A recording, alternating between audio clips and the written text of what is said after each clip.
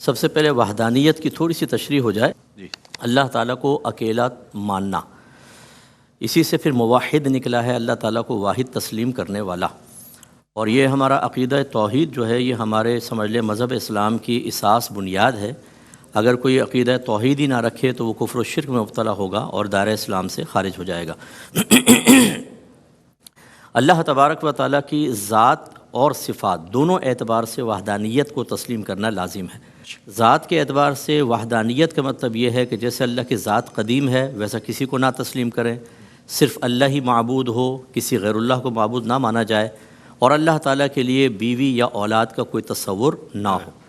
اسی طرح اللہ تبارک و تعالیٰ کو فقط واجب الوجود مانا جائے کہ وہ واجب الوجود وہ ہوتا ہے کہ جس کا وجود ضروری ہو، یا یوں کہہ لیں ہمیشہ سے ہو، اس کے وجود کی کوئی علت نہ ہو، اس کے وجود سے تمام وجود پیدا ہوئے ہوں، اور یہ صرف اللہ کی شان ہے.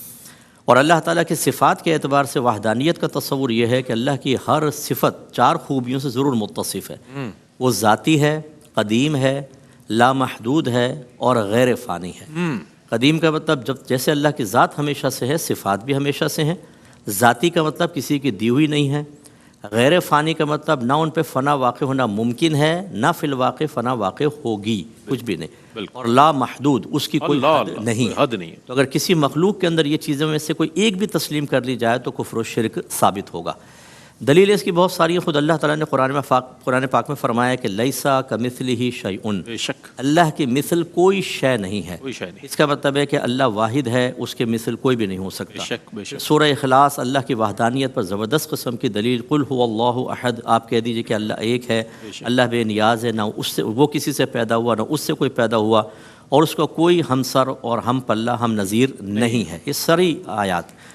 اور عقلی دلیل اللہ تعالیٰ نے یوں فرمائے کہ لو کان فیہما آلہۃ الا اللہ لفسدتا، اگر زمین و آسمان میں اللہ کے علاوہ کئی الہ ہوتے تو زمین و آسمان تباہ ہو جاتے. اور یہ عقلی دلیل واقعی جب 2 طاقتور جمع ہو جاتے ہیں تو ہر ایک اپنے اپنی مخلوق کو آگے لانے کی کوشش کرتا. ایک کا ارادہ ہوتا بارش ہوگی، دوسرا کا ارادہ ہوتا کہ قحط سالی سے میں آزماؤں گا.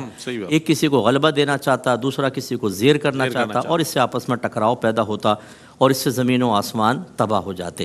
تو لہذا ضرورت اس بات کی ہے کہ اس وحدانیت کے تصور کو ذہن میں پختہ کیا جائے، اور کوئی بھی ایسا طرز عمل یا سوچ اور فکر کو فروغ نہ دیا جائے کہ جس سے انسان کفر و شرک کے حقیقت کی طرف، حقیقتاً اس میں گرنے کی طرف، یا خدا نخواستہ اس کے شائبے کی طرف بھی جائے.